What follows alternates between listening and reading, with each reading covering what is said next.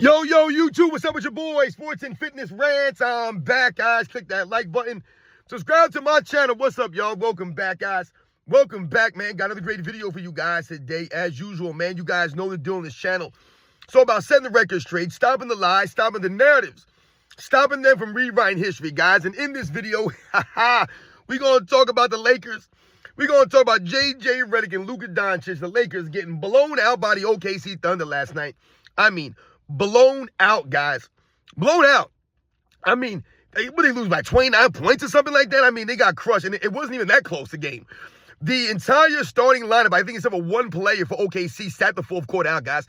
All four of the five starters for OKC did not play the fourth quarter. That's how much of a blowout it was. I believe Luka Doncic himself didn't even play the fourth quarter because the game was so out of hand, guys. It was over in the first quarter, guys. The first quarter of the game was over. And this is more the same that I've told you guys. I know people have been celebrating the Lakers as looking better or being good without LeBron James, and I get that. But I've told you guys what? I'm not impressed with Lakers. They're not contenders, even with LeBron James. They're not contenders, guys. DeAndre Ayton, Marcus Smart, Luka Doncic, Austin Reeves, Hachimura, Vanderbilt. These guys, to me, are not contenders. They're not consistent enough. They're just not good enough. And J.J. Redick is not a good coach. And you finally played a good team. This is the first good team that the Lakers have actually played. All right? I'm talking about a powerhouse. To me, there's like 3 or 4 powerhouse teams. And the Lakers is the first time they played, and they got manhandled. And the crazy thing is, guys, we're going to explain some of the stuff that happened in this game. Just more the same from the Lakers. Luka Doncic, man, doing nothing out there on the basketball court because you're going against a real team. All of a sudden now, you guys ain't playing against the Minnesota Timberwolves. You know what I'm saying? You ain't playing against the Portland Trail Blazers or the Sacramento Kings. You're playing against a good team now. A legit contender, a legit team. Blown out. We're going to talk about this video. And I want to thank you guys. Everyone across the world, everyone across the states, man, has been supporting my channel, guys. Once again, you know I am truly, truly humbled by all support, guys. It really means a lot, man. Shout out to everybody in the membership, man. And you guys know what to do. Turn the volume all the way up. Hit that play button. Remember, these videos are for educational purposes. And let's roll. So, yes, guys, like I said, man, we want to talk about the Lakers, J.J. Redick, Luka Doncic in this video, and how they got blown out by the Oklahoma City Thunder. Now, I know that we've been celebrating the Lakers. A lot of people have been celebrating the Lakers because LeBron James not there and the Lakers are winning games, right? And they look like a pretty decent team. To me, I don't believe they're contenders. Before the season, I told you, even with LeBron James, I don't believe they were contenders. And without LeBron James, I do not believe they're contenders. I believe that they're better without LeBron James. There seems to be more cohesion without LeBron James. And I told you, the main thing for me was the joy, right? The joy and the camaraderie that LeBron James' team seem to have when he's not there. They just seem happier. They just, like I said, they seem more engaged. It's just a different feeling you get watching a LeBron James team without LeBron James. So that's what I've definitely noticed, and we've talked about that several times over the years, how LeBron James teams look miserable. They're always looking over their shoulder. They don't know if they're going to get traded or not, right? You never know with LeBron James' passive aggressiveness. They know they're going to take all the blame, and they're not going to get any credit, right? LeBron James get all the credit and none of the blame. So it's tough being a teammate of LeBron James, man. These guys don't play with any kind of joy, man. It's almost like it's like they really treat it like a job. It's a chore to play with LeBron James, right? So then we get.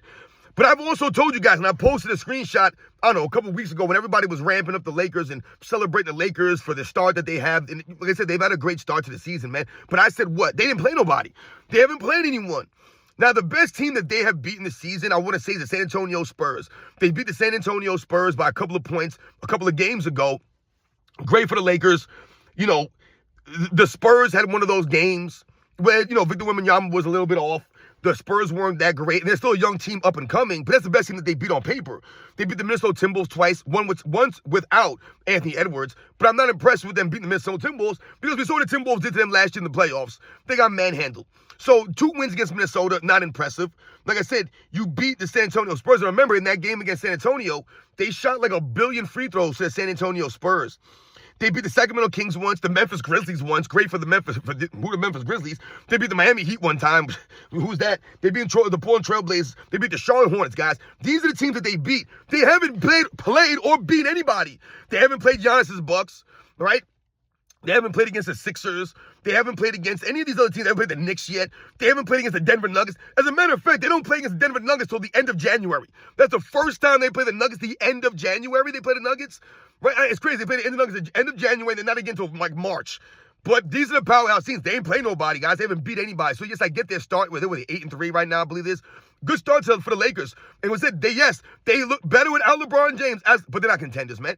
We have to stop celebrating the Lakers like they're gonna win the championship without LeBron James, or there's some great team without LeBron James, or there's some great team in general.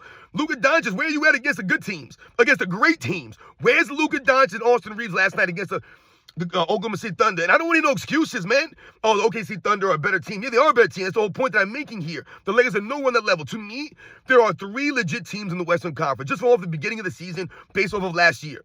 To me, obviously, the Oklahoma City Thunder are another powerhouse again this year. They are the legit team in the Western Conference. But the Denver Nuggets look really strong. Nikola Jokic is doing his thing. If they get a healthy Jamal Murray, Aaron Gordon keeps doing what he's doing. The guys like Bruce Brown, the Jonas Valanciunas, they got guys on that team. They picked up some really key players, man. So I like the Denver Nuggets as a top-notch team, right? Up there with the OKC Thunder. To me, the Houston Rockets are another team that can be something. I'm not a believer in Kevin Durant. To me, it comes down to Kevin Durant. He's got to be better. He's got to have that mindset. He's got to be a greater leader. He's got to bend his knees, slash feet on defense. But to me, the Houston Rockets, to me, those are the 3 top teams in the Western Conference so far. Then you could talk about teams like maybe the Minnesota Timberwolves, maybe the Golden State Warriors, maybe the Los Angeles Lakers. Like, these are the next teams up, to me, in my opinion, in that conference. But the Lakers haven't played anybody, and they haven't beat anybody. And I'm not impressed with what happened last night. And we have to remember, when it comes to Luka Doncic, Austin Reeves, these guys look great against mediocre basketball teams, right? Against teams that are okay. But when they go against elite defensive team, they go against an elite team overall. Where's Luka Doncic last night? Where's Luka Doncic last night? Where was he?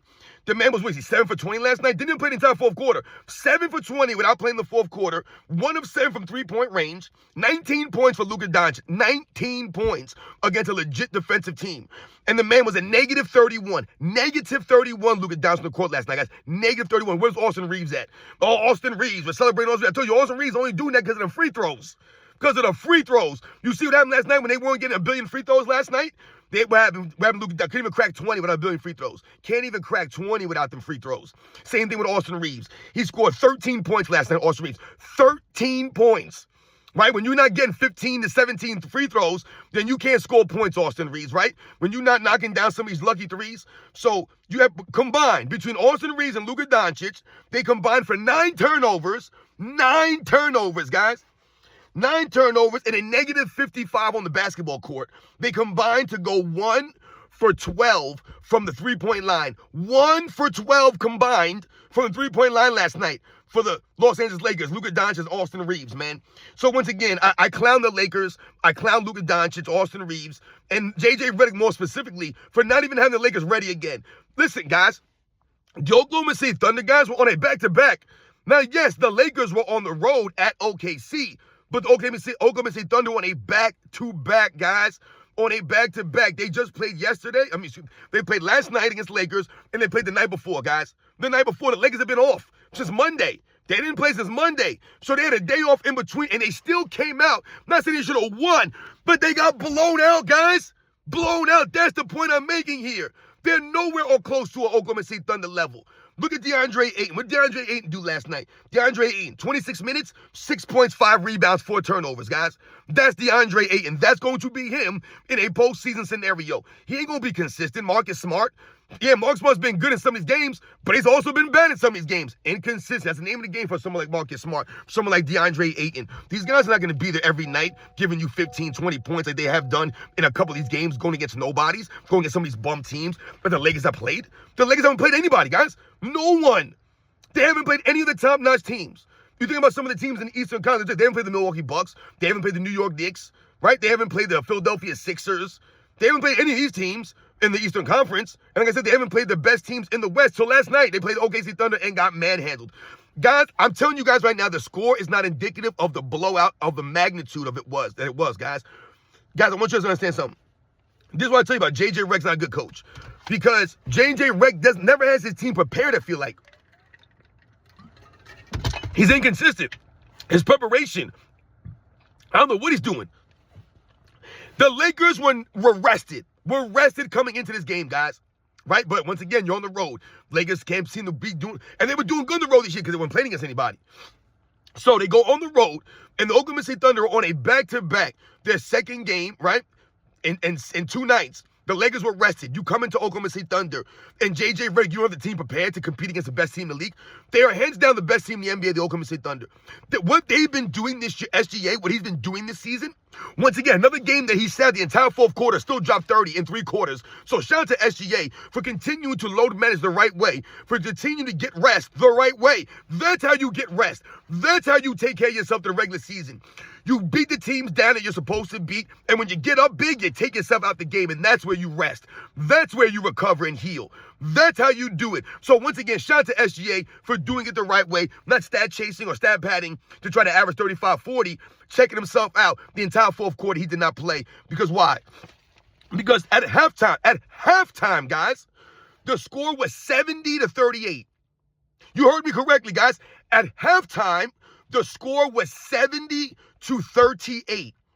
The Lakers got beat down 30-18 in the first quarter, and then they got outscored 40-20 in the second quarter. So J.J. Redick, again, where's your preparation? Where's the game plan? Where is it at having your team ready to compete against Oklahoma City Thunder, the best team in the league, on the road after they're on a back-to-back and you guys are well-rested? You're coming there and you get blown out in the first quarter 30-18, and then you follow that up by getting blown out in the second quarter 40-20. That's the end of the game right there. The game was over right there, guys. Over right there. And they ended up losing by, 29 points, I believe it was, 121-92. 92 points the Lakers scored. 92. Where's Luka Doncic? Where's Austin Reeves? LeBron James ain't going to help the Lakers become contenders. He's not going to help the Lakers do anything. So, yes, the Lakers have been good without LeBron James. They have been solid without LeBron James. I've told you guys, though, they're not contenders. They're not legit championship contending team. They just don't have it. They don't have the team. They don't have the coach. They just don't have the guys. They're just not that. They're not that team, guys. Other teams have better players, overall deeper talent, better coaches. They just seem to be better teams. And that's the problem for the Lakers. The Lakers are a good team. They're good without LeBron James, but they're not contenders. And LeBron James ain't going to make them a contender. That's the problem. That's the scenario for the Lakers. LeBron James comes back, they're going to get worse, not better. So for them to be contenders, they're going to have to make a move. Trade LeBron James or trade LeBron James Jr. What LeBron James Jr. do last night? The man played 8 minutes. Played 8 minutes and went 0 for 4 last night? 0 for 4 last night in 8 minutes from LeBron James Jr., man. 0 for 2, I believe, from three-point range. The man's shooting is worse from last season. He was bad last year, but he's even worse this year. Once again, the Jameses, the G League Jameses, they're not ready for the NBA. Even LeBron James himself ain't ready for the NBA. He's out there in the G League trying to get warmed up so he could come back and destroy the Lakers even more. So like I said, guys, I'm not impressed with the Lakers this season. I know a lot of people have been celebrating the Lakers because they're winning without LeBron James. And yes, we get all of that. That is hilarious because they keep telling us LeBron James makes everyone better.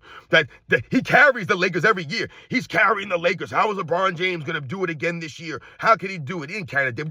They were carrying LeBron James last year. The year before that, Anthony Davis been carrying this dude. All the teammates have been covering for LeBron James for years now. For years, guys. They do all the dirty work while LeBron James gets celebrated, right? They get all the blame. He gets all the credit, even though he ain't doing a damn thing out there, right? Got teams playing 4-on-5, not making it across half court, load managing on certain games. I mean, like I said, just not being a consistent leader or a consistent teammate like that. And like I said, never allowing his teammates to get the shine, never allowing these guys to play in the system, never sacrificing for them, none of this stuff. But to me, I told you, the Lakers haven't played or beat anyone this season, guys. They had 8 wins. It came 2 against Minnesota, 1 against Charlotte, 1 against the Spurs. It was probably their best win. Sacramento, Memphis, Miami, and Portland, guys. That's who they beat this season, guys.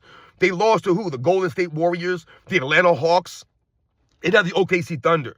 So they play the Golden State Warriors, which to me are a mid-tier team in the West, and you got beat by them, right? That was their opening night loss.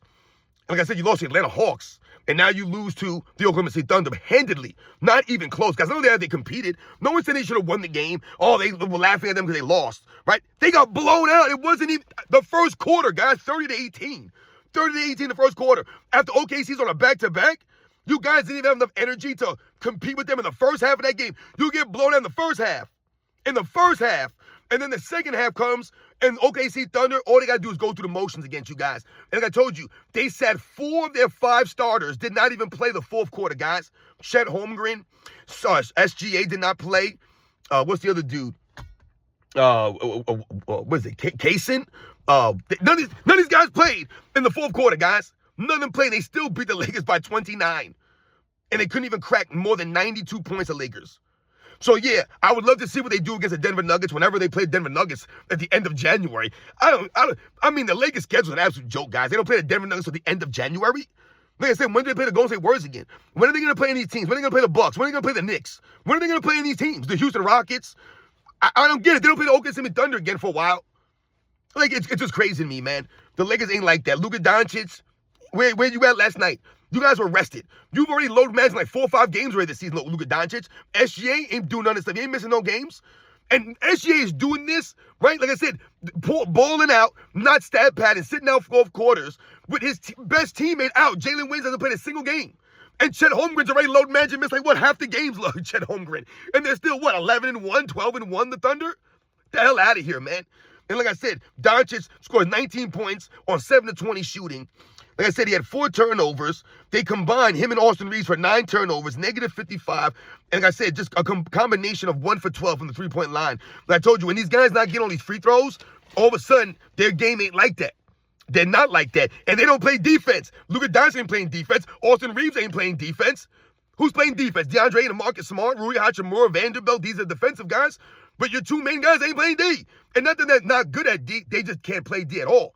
They're liabilities on the defensive end. That's why you guys can hold OKC Thunder under 120, and that's why you guys can only score 92, because they were locking you guys up, and you guys couldn't reciprocate that.